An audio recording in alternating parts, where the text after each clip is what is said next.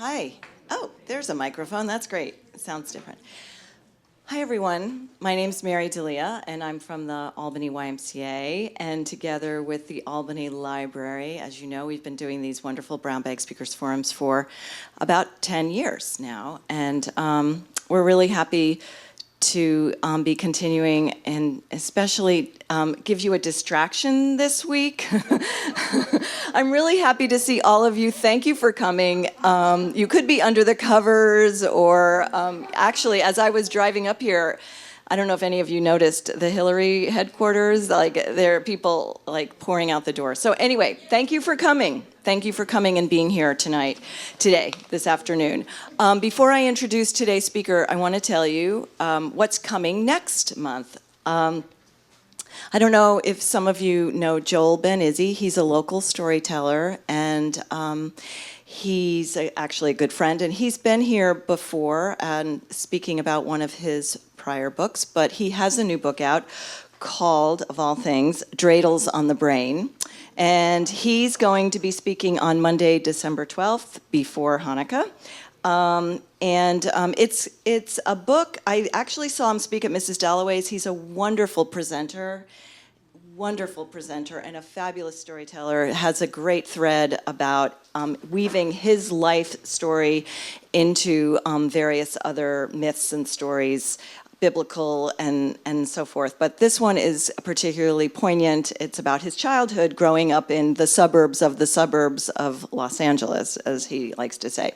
So anyway, I'm going to leave that with you. You can think about that and plan to come, because he does not disappoint. He's a fabulous speaker and just a great person. Today's speaker, I am very, very happy to be introducing and have here. She is a member of the Albany Y, and I see her on a regular basis working out really hard, and very inspiring to me. Her name is Lynne Henderson, Dr. Lynne Henderson, and she's the founder of the Social Fitness Center and founder and co-director with Philip Zimbardo of the Shyness Institute.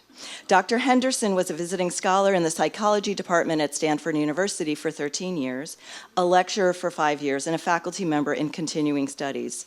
She also served as a consulting associate professor in counseling psychology for 10 years. She directed the Shyness Clinic for over 25 years. How many people here think they're shy? Yeah, right. I'm sure we're going to go into that a little bit more in depth, right? Her research interests include translating the results of social psychology and personality theory into clinical work, specifically the negative stereotyping of shyness and influence of personality variables and cultural influences on interpersonal perception, interpersonal motivation, the leadership styles of shy leaders, and compassionate social fitness. In 2010, she wrote Improving Social Confidence and Reducing Shyness Using Compassion-Focused Therapy and Helping Your Shy and Socially Anxious Client, a Social Fitness Training Protocol using CBT.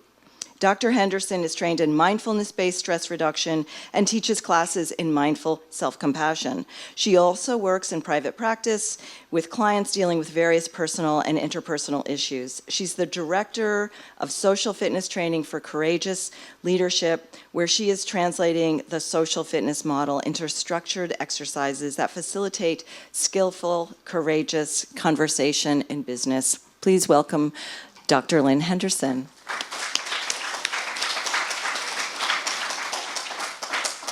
Thank you very much. It's a pleasure to be here. And I'm going to talk today about compassionate social fitness for all of us.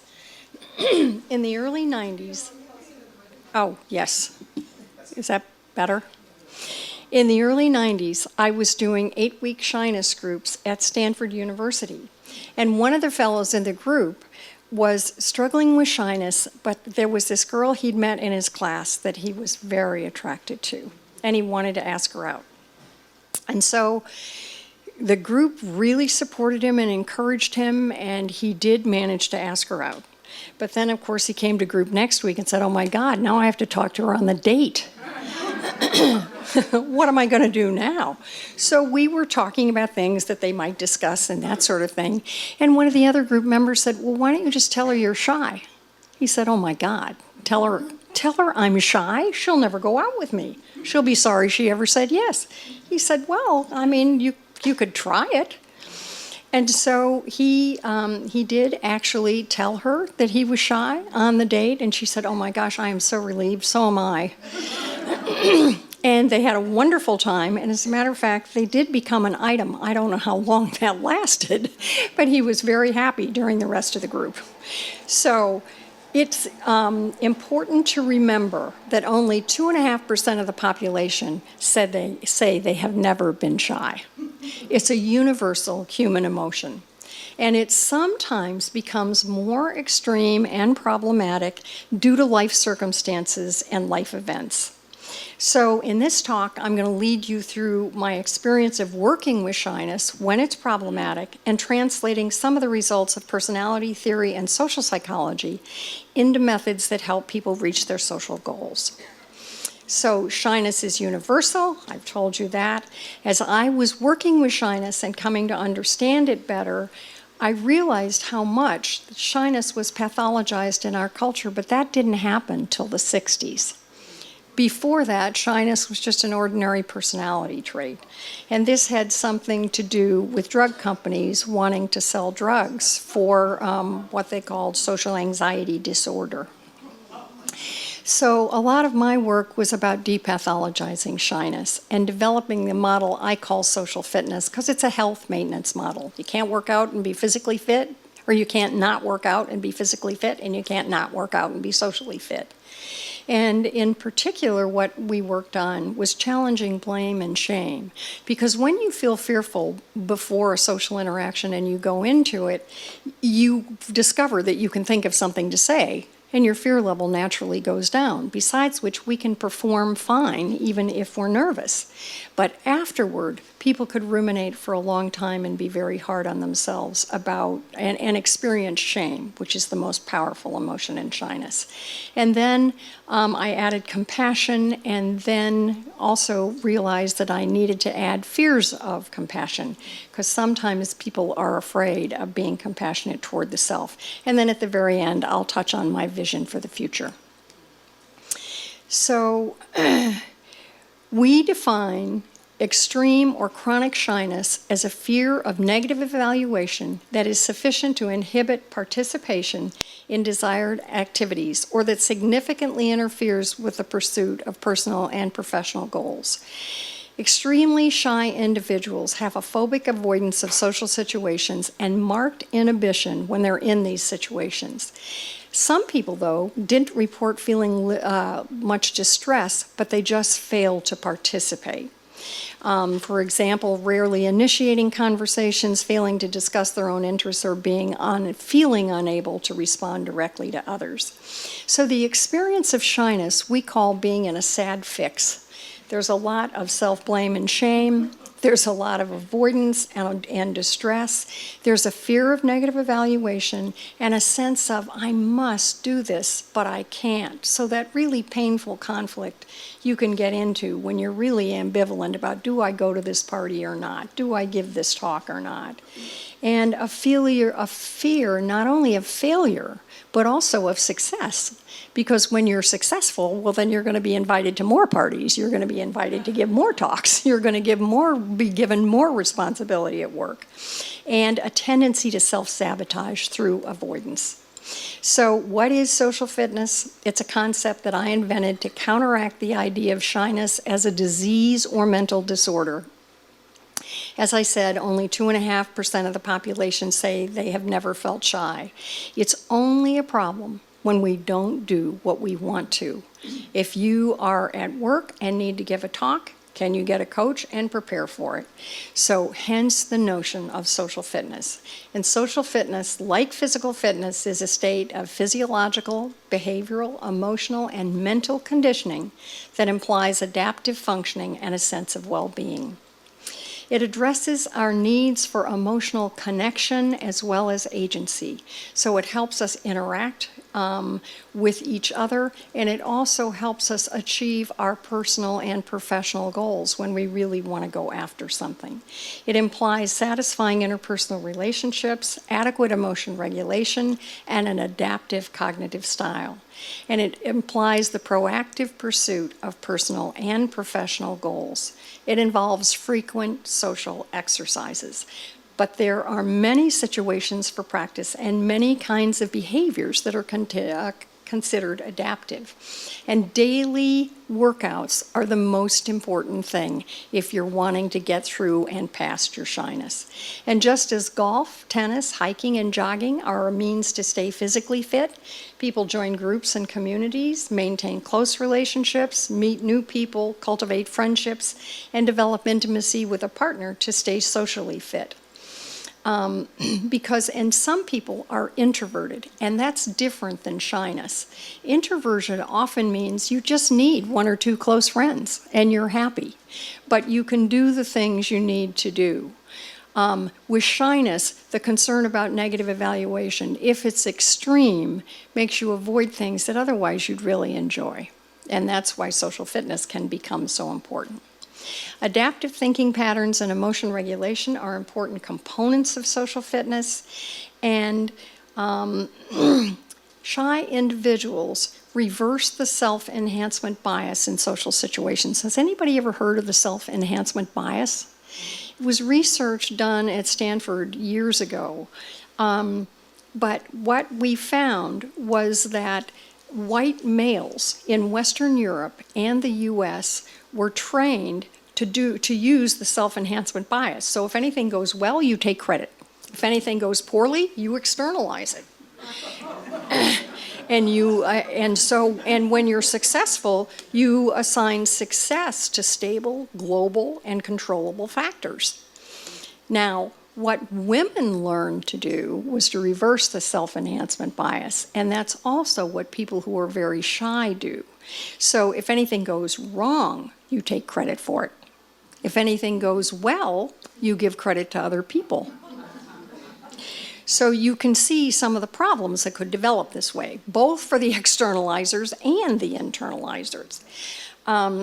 So it was important to work with that with people who are extremely shy. We could teach them about it, and we could help them challenge those notions and test those hypotheses. Because when you enter a social situation and feel fear, you can test the hypothesis. Will I be able to think of something to say? And usually you do.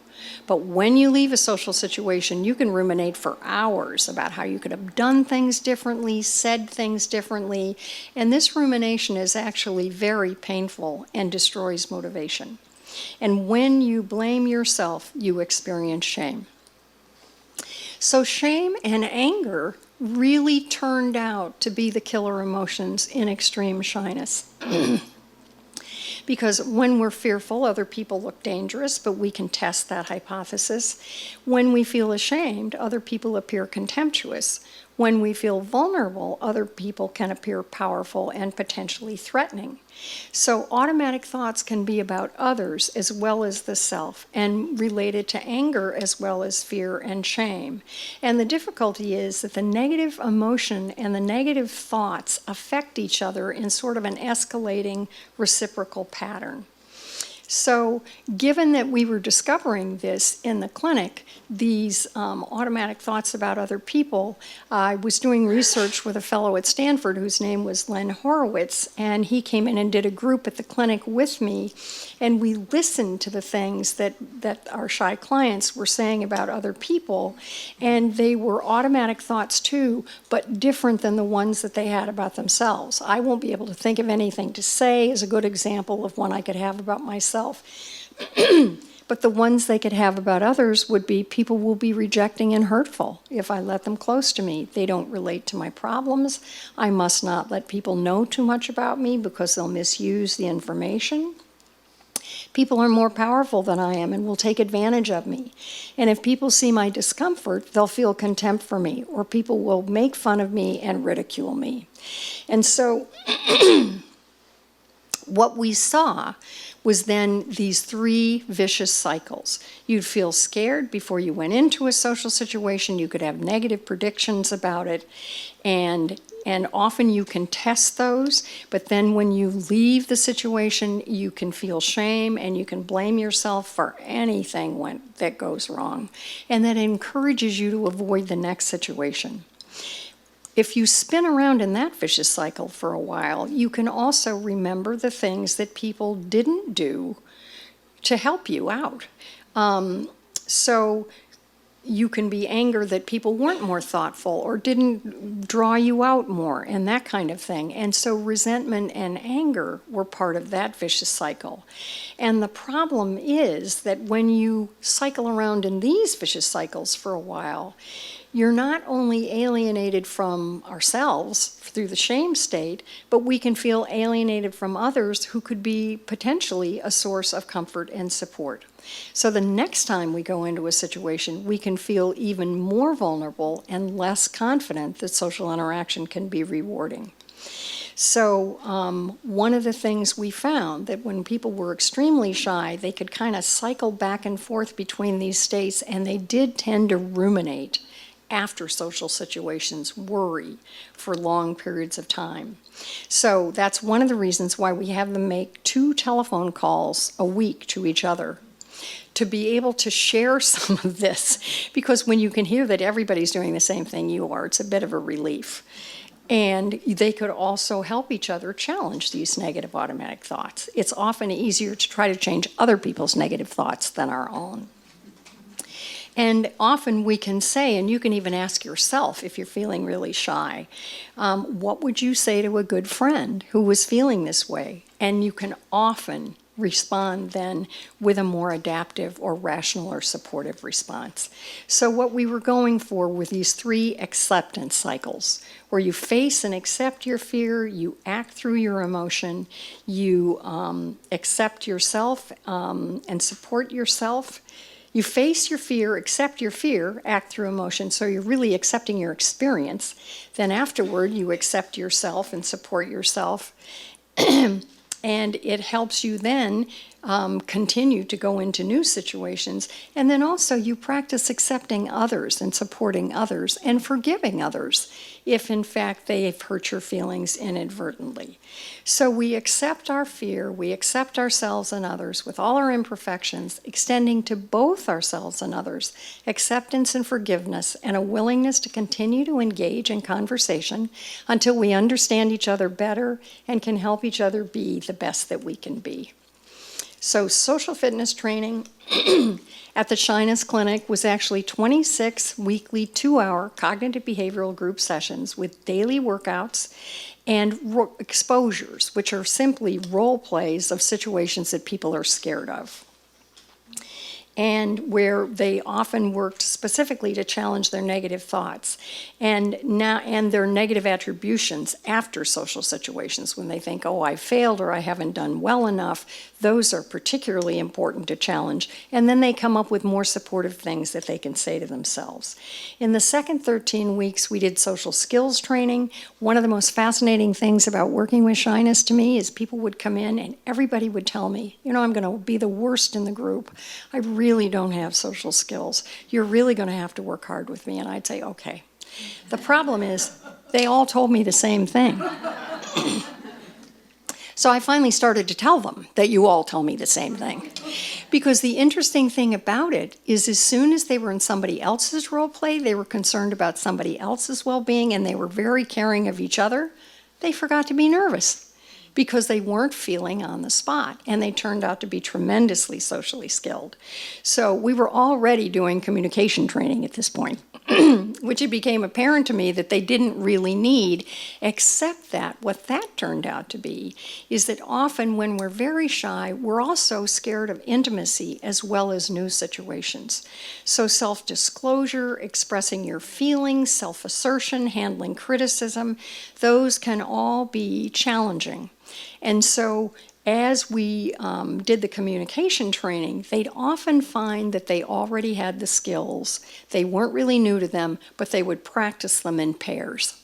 And the more you practice and hear your own voice saying what you really want to say, the easier it gets. And the other thing is they tend to be very empathic. as long as they're not feeling a lot of performance anxiety.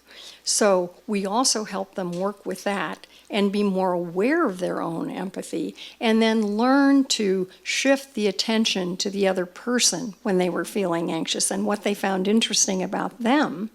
And of course, when they did that, then their natural empathy would come forward. It's only when they were feeling like they were in the spotlight that they'd get distracted by their negative automatic thoughts. So we did what we called attentional focus flexibility training, being able to focus on yourself, but then focus on the other. And we also used videotaping, but you can't see people very clearly in videotaping. So I installed mirrors on the walls of the clinic, so you could be in a role play and then you could just go over at yourself in the mirror and think, oh, I look pretty good, this isn't so bad. And then you could go on. So we did a lot of work with the mirrors. But the important thing is social fitness is analogous to physical fitness, as I've said, and we have to work out in order to be in decent shape. There are few world-class physical athletes and few world-class social athletes, but most of us can work out often enough in different activities to be competent and enjoy social well-being. And feelings change as risks are taken in the moment. And it turns out that the most important thing in any case is not reducing your anxiety. We can all perform when we're anxious, but it's the new learning that goes on when you're in new situations and trying things that you haven't done before. And so it's really important when you're working on shyness is to be in as many different situations as you can, so that you're not just practicing with one or a few people. Oops, excuse me. So social fitness training, group role plays, daily workouts, practice challenging unhelpful thoughts and beliefs, social skills training, which didn't actually turn out to be training, but it did work as a good exposure, and behavioral feedback. And this is a very busy slide, so I won't bore you with all of it, but basically we did research on the treatment. We couldn't do controlled studies because we had to do a single treatment study because we were working in a clinic. But we significantly reduced avoidance, hostility, people became more assertive, less submissive, depression scores came way down, brief fear of negative evaluation came down, social anxiety, social anxiousness, social avoidance and distress, fearfulness, and this anger-in tendency to be somewhat resentful, and just reductions in trait anger and trait shame and guilt. Well, yes, ma'am. Well, I have two questions. I wondered how large the group is, how many people, but what are traits, whatever, what does that mean? A personality trait is just a behavior that you do often. The trait avoidance means that You avoid a lot. Yeah. And so Phil Zimbardo and I, because shyness questionnaires were out there and they all assessed fear, but they didn't assess shame, self-blame, or resentment. We were discovering this in the shyness groups. So we developed a new questionnaire, which is available on our website if anybody wants to use it. And you'll see that at the end at www.shyness.com. The questionnaires that we used in the groups are on the website. But we added items to our questionnaire which said, I blame myself when things don't go the way I want them to, and I sometimes feel ashamed after social situations. I'm usually aware of my feelings, even if I don't know what prompted them, because they tend to be very aware of their emotions, and emotions drive your thinking. If I feel negative, then my thoughts are more likely to be negative. If someone rejects me, I assume that I have done something wrong, and I tend to be more critical of other people than I appear to be. So here we are again with the 3 acceptance cycles. That's what we were working with. Still, even though people were doing this and they were doing it successfully and we were getting good change scores, people weren't very comforting to themselves. They were still hard on themselves. In the groups, they were very supportive of each other, but not as supportive with themselves. So what I wanted to increase was their self-support and self-soothing and their compassion for themselves. And compassion can be defined in many ways, but the one we use is the Dalai Lama's definition, a sensitivity to the suffering of the self and others with a deep commitment to try to relieve it. And there was a person in England whose name was Paul Gilbert, and he had just developed compassion-focused therapy. I had met him in the 90s in Cardiff, Wales at a conference. Both of us were focused on shame and self-criticism. He was working with extreme depression, and I was working with extreme shyness. And Paul was also interested in sort of basic evolved systems that regulate a range of psychological processes.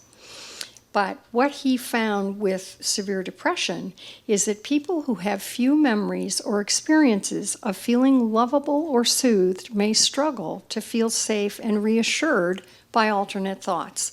So even though I could tell myself I'm a worthwhile person and that sort of thing, maybe I could even sort of intellectually believe it if I'm a client, I would have a hard time feeling it. And so what we were trying to do is get it to the feeling level. And compassion-focused therapy targets the activation of the soothing system so that it can be more readily accessed and used to help regulate threat-based emotions of anger, fear, disgust, and shame. So the evolutionary philosophy is that we all just find ourselves here with a brain, emotions, and sense of ourselves socially made through evolution that we did not choose, but we have to figure out. And people do the best they can. Much of what goes on in our minds is not of our design and not our fault. We're all in the same boat. And so he focused on depathologizing and delabeling, understanding unique coping processes. So old brain psychologies left over from the mammals involve the social motives of closeness, belonging, sex, status, and respect. And the emotions that went along with that could be fear, anxiety, anger, lust, and joy. New brain abilities that came along with the humans are imagination, planning and anticipation, rumination and reflection, purposeful focusing of the mind, integration. We can integrate things we've learned, new learning with old learning, and this ability to have a self-identity and a sense of self. And that was the getting smart that we did as humans, although it has a downside. Zebras don't get ulcers, as you'll probably remember from Robert Sapolsky's work. When danger has passed for an animal, their threat system switches off. As humans, we can scare ourselves indefinitely with our imagination, our worries, and our memories, which keeps our threat system highly activated after the danger has passed. Other animals haven't evolved the new brain areas that result in worrying about what will happen tomorrow or what happened yesterday, excuse me. So we need compassion for a very tricky brain. And we start with mindfulness work. We start with just being aware of the breath, focusing on a color, focusing on a sound. And then we build in compassion-focused exercises to develop the compassion in addition to the mindfulness. So first we quiet the mind, and then we do deliberate compassion-focused exercises. And the idea is there are 3 types of affect regulator systems. The one we're talking about is the threat system, and that's what you can feel when you feel really socially anxious. You want to get protection, you're looking for safety. If you're the top dog, it might be activating and you might try to dominate the other person. When we feel shy, we feel more reticent, and then we're much more likely to inhibit ourselves. And the emotions that go along with the threat system are anger, anxiety, and disgust. And the biochemical that's associated with that is cortisol. Now, we also have this thing called the drive system, and this is accompanied by excitement and vitality. We're going for it. We're focused on what we want to achieve. It's very activating, and that neurotransmitter is dopamine. The interesting thing is that in the US and Western European countries, we usually go from threat to drive. If you feel threatened by something, what do we generally do? We work harder. And we really invest more. And what we don't tend to do is soothe ourselves. We seldom go through the soothing system. And what happens when you're just in threat and drive over a long period of time? You burn out. You get tired. You know, this job that was so exciting in the beginning can begin to feel overwhelming, and you get exhausted. So the important thing that we focus on in compassion-focused therapy is the soothing system, which animals are very good at. And that's where we feel content, safe, and connected. And that's associated with oxytocin. So what we help people do who are working on extreme shyness and that sort of thing is go through the soothing system before they go to drive.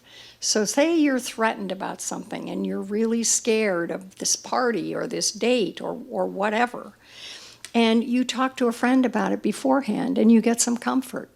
Or maybe you meditate a little bit and you use some compassion-focused exercises and you feel soothed. Not only do you feel soothed, you feel sort of connected with the human race. You feel kind of part of everything rather than so separate. If you go from there to the drive system, doing the thing that you want to do, it's like you're taking all your faculties with you. Because when we're in the threat system, it's harder to think. Our attention narrows, we're scanning for threat, so we're not using all of our brains. If you can go through the soothing system, then you've got all your cognitive faculties available to you. So soothing regulates the threat response, and it's a system that's evolved over 120 million years. And we're designed to have relationships. Our brain is designed to expect and respond to care, kindness, and soothing from other people. This innate capacity can be enhanced or hindered from childhood. But the cool thing about it is it can be developed at any age. If you've been self-critical all your life, you can change that. So what we're trying to do is develop the compassionate mind. And developing the attributes of compassion as defined by the Dalai Lama. And it's in a framework of wisdom, strength, and commitment. And the attributes that we're trying to develop are this sensitivity to the suffering of self and others, sympathy for one's own distress or others, distress tolerance, the ability to say, I'm scared and I'm going to do this anyway. Or I'm feeling sad about this, I'm still going to do it anyway. And empathy, not only empathy for others, which very socially anxious people often have, but empathy for the self as well. And the ability to be non-judgmental, to care for our own well-being as well as that of others. So, compassionate social fitness is all about building and strengthening the compassionate mind by building the capacity to think and feel compassionately. So here are our 3 compassionate cycles. We face and accept the fear, we act through our emotions, we accept the self, we support the self. We not only accept the self, but we have compassion for ourselves. So when we suffer, we see it as natural, understandable, completely acceptable, but we learn to soothe ourselves. And then we accept and support others in the same way and have compassion for other people. If they've hurt us, if they've let us down, we can develop compassion for whatever was going on with them that triggered that in the first place, and it helps us with forgiveness. And again, extending to both ourselves and others compassion and forgiveness and a willingness to continue to engage. This is key because it really counteracts avoidance. So, and as we develop the compassionate attributes, we use skills training. And this works with, you can see that skills training works with where we put our attention, what we can imagine in our minds. We're working with our reasoning and our thinking. We're working with our behavior. We're working with our sensory capacities, and we're working with our emotions. And so one of the things that tends to be very, very helpful with this are these imagery tasks. Imagery tends to be really important, and they're called soothing breathing rhythm. We have people imagine a safe, welcoming place. What color? Think of this for a minute yourselves. If you're imagining compassion, what color is it? People can imagine colors that they associate with care and compassion. A compassionate friend, their imagery exercises where you imagine all the qualities you'd want to have in a compassionate friend, and then you can develop this imagery around a compassionate ideal self. Everything you can give to yourself when you're suffering or when you're feeling anxious. Why do we use imagery again? It's more emotionally powerful than verbal expressions. What if I say to you, chocolate cake? What do you get? But what if I have you imagine a chocolate cake or the last time you had a bite of chocolate cake? You can feel it yourselves already. Okay, so now what I'd like you to do, just to give you a felt sense of this, try to remember a situation where you gave yourself a hard time. What did you say or feel to yourself, toward yourself? And I'm going to give you just maybe 30 seconds or so to develop this. Time when you gave yourself a hard time. What did you say? What did you feel?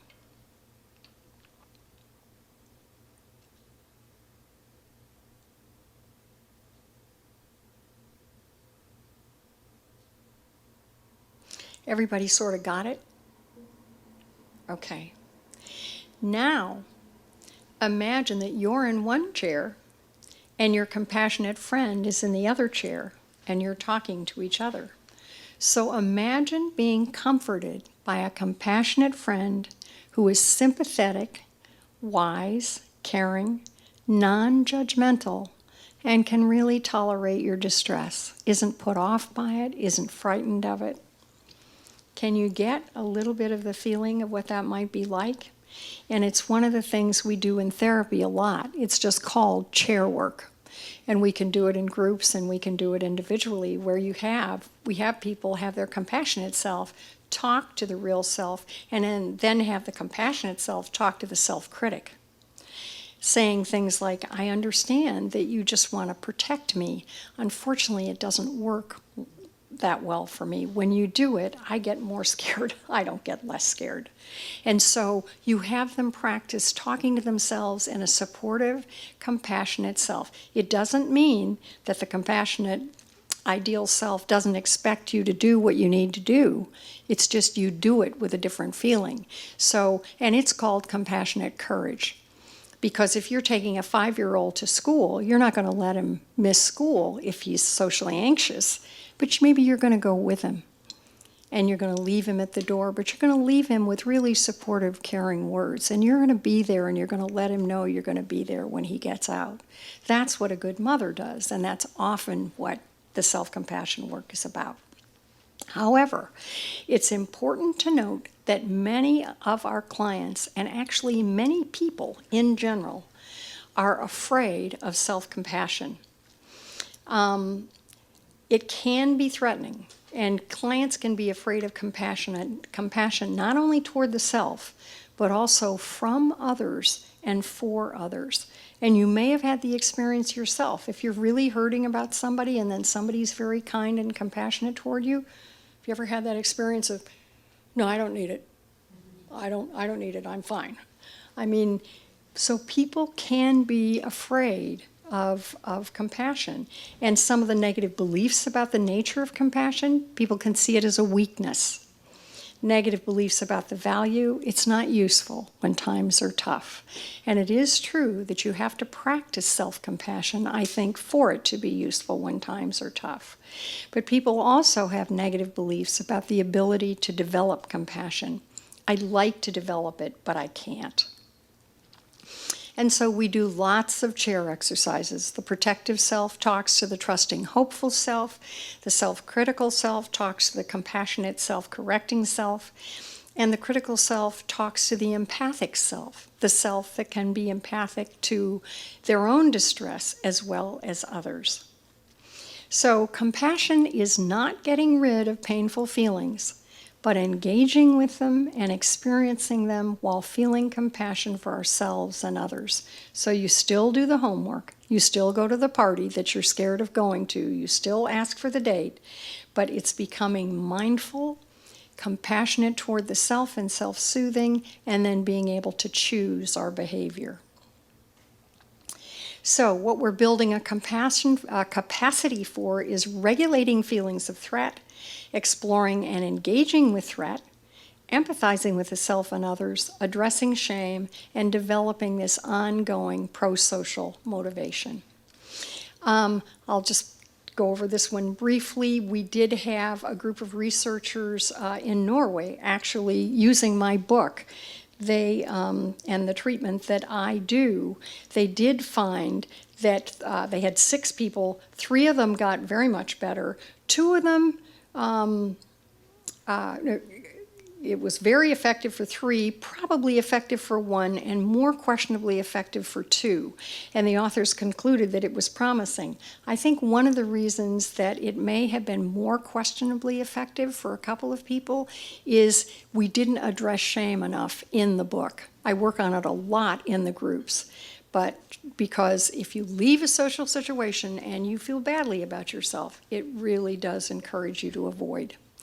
Now, I also think that shyness may become a clinical problem in our society because we currently disavow and reject sensitivity and collaborative versus dominant or aggressive behavior. Are the automatic thoughts about others sometimes justified? Does our culture devalue and stereotype certain temperaments just as it does people of different races, cultures, and ethnicities? Shyness, particularly in males, has been negatively stereotyped in the U.S. In fact, shy males compare themselves to hyped-up media images of highly extroverted, self-aggrandizing, dominating, and aggressive males. Who are we all thinking of? Just as women compare themselves to hyper-skinny models and develop eating disorders. News reports, particularly, I remember one from Stanford, I can't remember which paper it was in, captains of industry and still can't get a date. That appeared in some magazine or newspaper in the boom time in Silicon Valley. But I would suggest that when someone is less competitive and more concerned about others' evaluations, look at their motives and values as well as their behavior. And with increasing levels of education, males and females both become more androgynous and don't fit masculine or feminine stereotypes. Women get more masculine, they're more willing to be assertive and get out there, and men tend to develop the feminine traits with time as well. I'm having difficulty with this. We had hoped this wouldn't happen. Let's see here. I don't know whether I can, there we go. Shyness and leadership. There was a fellow named Jim Collins. He wrote a book called From Good to Great. He studied outstanding CEOs called Level 5 leaders. They successfully guided companies through times of intense change and challenge. Guess what? They were diffident. They were shy. This guy had his research assistants go out to the field several times to double check because they expected these more aggressive, dominant leaders. And these leaders were fantastic at empowering their people. And I think shy individuals have characteristic leadership styles that may differ from the way we see leaders in the U.S. culture. They may be equally charismatic. For example, contrast Nelson Mandela with you-know-who. I propose that the shy may be our reluctant, socially responsible leaders, and their leadership may be particularly important for the future of our planet. I've observed that they lead from behind, take responsibility for failure, they listen, support, and empower their employees. They can be fiercely determined to achieve a goal. They are considerate, collaborative, thoughtful, sensitive, and deep. And you can see why they would need to be fiercely determined to achieve a goal. They don't lead for the spotlight. They don't want the spotlight. They lead because they care about something, and they care that somebody gets it done. Shy leaders may be some of the world's greatest leaders, maybe often unknown. Abraham Lincoln was a shy young man who became one of our country's greatest leaders. Eleanor Roosevelt was shy. I did not see many behavioral deficits in the clinic. When people are accepted for themselves, they demonstrate skilled behavior, particularly when they can see that they're not going to be devalued for their shyness. It's important to listen to their value systems and study their strengths, because I really believe that there are reluctant, socially responsible leaders of the future. Sorry about this. I'm hoping this will...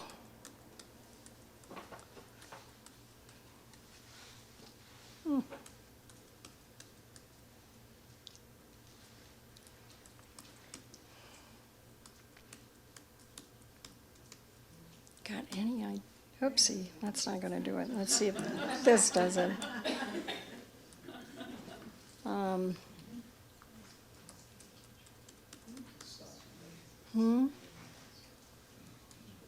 What?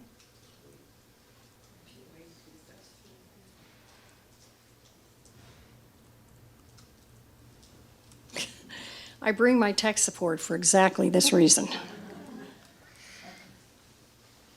Let's just get out of it and get back in.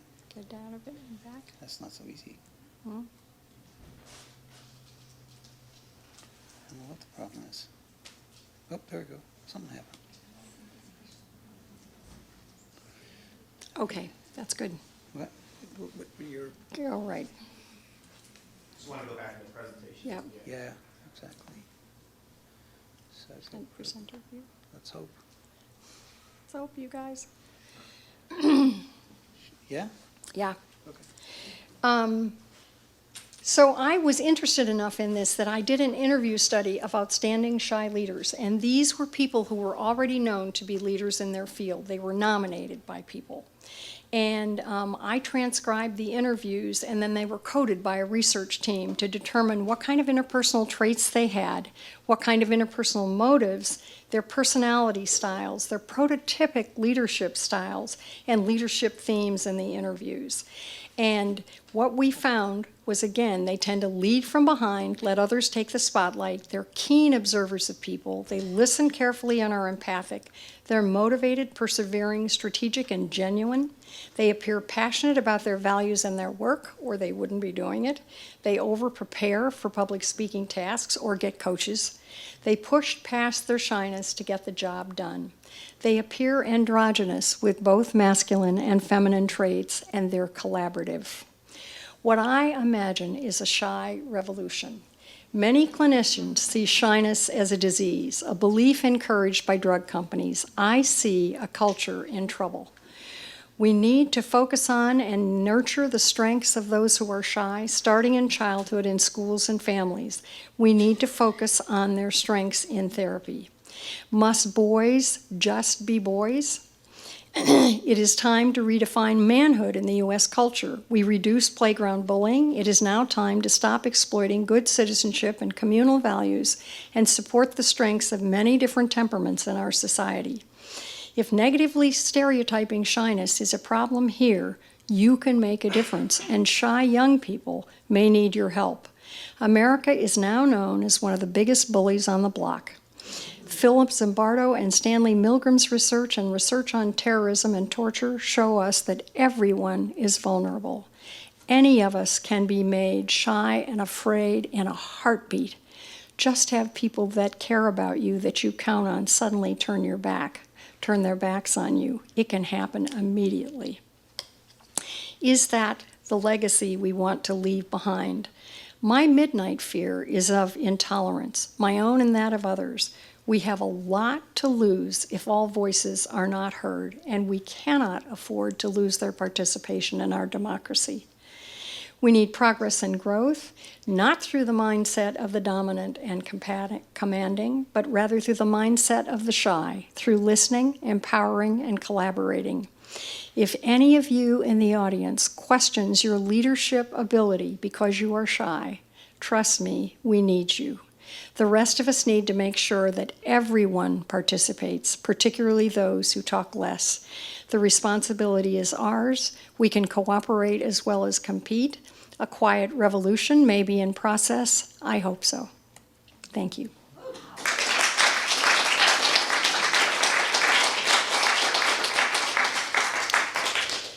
I guess we have time for questions? Yeah. Yes, ma'am. So early in the presentation, you talked about your 26-week study group Yeah, or it was a therapy group. or your therapy. Yeah. So have you done follow-up with the people that are in those groups, a year or two later, to see if they were still sort of involved in their shyness, or did they slip back into the same old behavior? Good question. We did one follow-up study of people that we were able to reach, and it wasn't a ton of people, but it was enough. I can't remember. I think we might have reached somewhere near 20 subjects. What we found, interestingly enough, is that some had progressed, some had gone back a little bit, but on average, they were holding their own. So they weren't tending to get worse, and that's what was a relief to me. They were generally maintaining their gains. And of course, I think when we talked to some of them on the phone, I think also when they felt like they were slipping, they'd do something, whether it was Toastmasters or maybe just getting out more or that kind of thing. Yes, ma'am. When I was about 14, and having various kinds of troubles or emotional whatever, a very close friend of my parents was a psychologist, a professional psychologist, and he gave me a whole battery of tests of one sort or another and wrote a report. I still have that report. Among the things it says, it recommends, certainly going to college, maybe an advanced degree, but the one career I should not go into is teaching. The subject I love is history. And indeed, I did get a PhD in history, but what the heck do you do with a degree in history? You teach. And my first years as a teacher were just agony. I couldn't eat in the morning. But I am so grateful for that teaching career. Because you can't teach for 30 years without becoming a little more outgoing. And if I had gotten some kind of a job where I was in a cubicle somewhere, I would still be. But see, you're a great example of a shy leader because you really cared about teaching. And if you care, you'll do it, and you'll do what it takes. And sometimes you tolerate some symptoms, but you can do it. That's a great example. I enjoy it so much that after I retired, I continued to teach as a volunteer. Oh, good. Good for you. That's great. Yes, in the back. I think I'm wondering, I'm trying to help a shy young man. Yeah, He's not so young, he's in his 30s. yeah.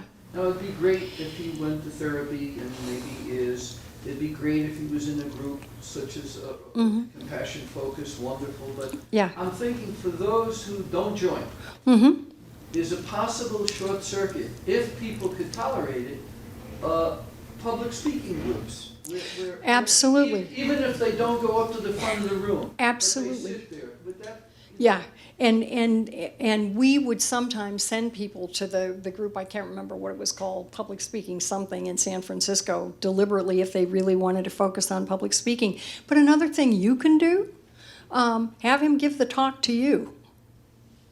Have him role play it with him before he goes someplace. Have him hear his own voice. And they'll say in the beginning, oh, this is silly, I don't want to do it. But it changes. And it changes what they do. So you can do a lot of things with that. When I work individually with people and they're scared of situations, often we just practice it. We just role play it together, and that's all we're doing in the groups, is having them practice what they're scared of. I had a group in Palo Alto practicing charades the other day. It was just hysterical. They all said, oh my God, I can't do this. I'm not going to do this. Are you kidding me? And they got up there and they looked them up. They looked up the things on their apps, and then they just did them. And of course, it got funnier and funnier, and then they didn't care anymore. That's the thing that can happen. Yes, ma'am. I was just interested in one of the this is not to pathologize the issue, but cortisol, you said, is associated with the threat Yeah. experience. Well, that's what physicians measure when they're trying to assess inflammation in your body, generalized inflammation, which many of us know is at the root of a lot of diseases. Mm-hmm. And it just seems that that sort of psychological state can lead to be associated with physical disabilities experiences. Not that it itself is a disease, but that it could be underlying or be associated with. Although I think there is some stress that they talk about now that doesn't have so much the debilitating effect if it's positive. If it's seen as a positive workout, I mean, we stress the heck out of our bodies with physical fitness training. So I think some of that may have to do with how much people can reframe it. And that's where the compassion, I think, can be helpful. If you see this as part of the human condition and it's what we all have to do and to stay in shape, and you care about common humanity and you care about yourself, you can do the same thing and still be scared, but you've got a different attitude toward it. There's a woman at Stanford, I'm blocking her name, or maybe there's also one at Berkeley, who looks at this business of a positive stress versus negative stress. There was another, did you have a question? I'm finding this so fascinating because I'm struggling a lot with my son who's 20 and has a real, there's a real challenge in trying to get him launched in life for a number of reasons. And I'm utterly fascinated by this because there are so many young people that are in the same position that he's in, Yeah. situation he's in, and I'm finding this with some parent support groups that I'm in. Yep. And I'm thinking about what has been missed, or what potentially is being missed in a lot of young people in terms of their therapy, in terms of jumping immediately to the fact that you said when you started about the pharmaceutical houses, of course, wanting to go towards social anxiety, treat it, give medication. Give them drugs. But on the other hand, there's a lot of evidence now that those drugs are not terribly effective in the long run, and they have side effects. And as soon as I'm taking a drug, I'm broken and I need to be fixed. Exactly. And that is not ever, I mean, if people wanted to take medication at the clinic, they took it. That was their prerogative. But the whole point was the focus on, yeah, it is going to be stressful, but sports are stressful. Right. And that's okay. And we can learn to do it, and you can pace yourself. You don't have to do it all at once. Although it is also interesting to find now that we used to think you had to graduate the anxiety level. It's the new learning that makes a difference. We can do a lot of stuff when we're scared. But if it, imagine the exhilaration of somebody who parachutes. That's adrenaline. I mean, how are we going to use the adrenaline? Was there a question over here? Any other questions or thoughts or comments or? I have a question about the connection between low self-esteem and shyness. Are they? What's the difference? Or They how are. do they- Shyness is correlated with negative self-esteem, with low self-esteem. We don't use self-esteem because those of us, we all know this. Your self-esteem is only up with your most recent success. As soon as you fail, it plummets. So self-esteem is not consistent for any of us. Self-acceptance is. That's a whole different thing. We also know now, through the current mindfulness research, all of us are having negative automatic thoughts 49.6% of the time. All of us. There are a fixed number of automatic thoughts that people around the world seem to share. So if you're having a negative automatic thought, chances are you share it with 7 billion people on the planet. We can also talk about that kind of stuff now. This is the way it is. But in the US, and I think this is why shyness became a problem, is it got to be all about self-presentation. And they were artificial images and idealized images, and kids were inundated with this from the 60s on. You're supposed to be this, you're supposed to be that, you're not supposed to be scared. Look at Trump. That's what he is going to be a basket case when he doesn't win.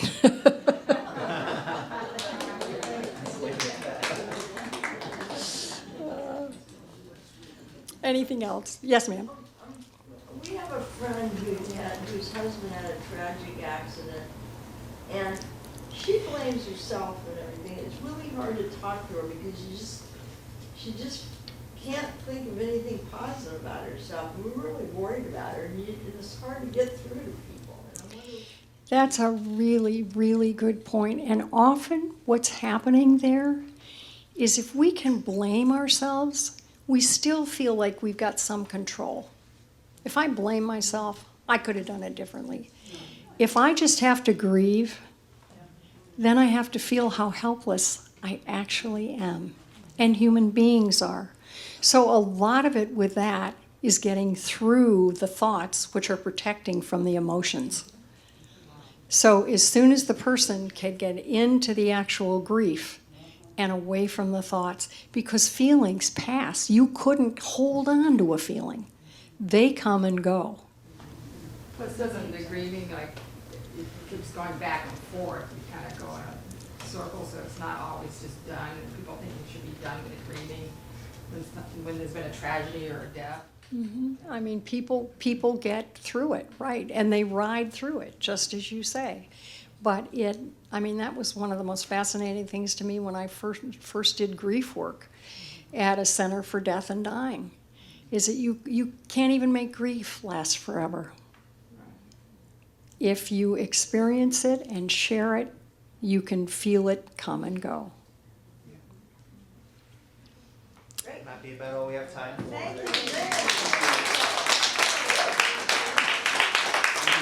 you. You're welcome. Oh, thank you. Thanks everyone for coming.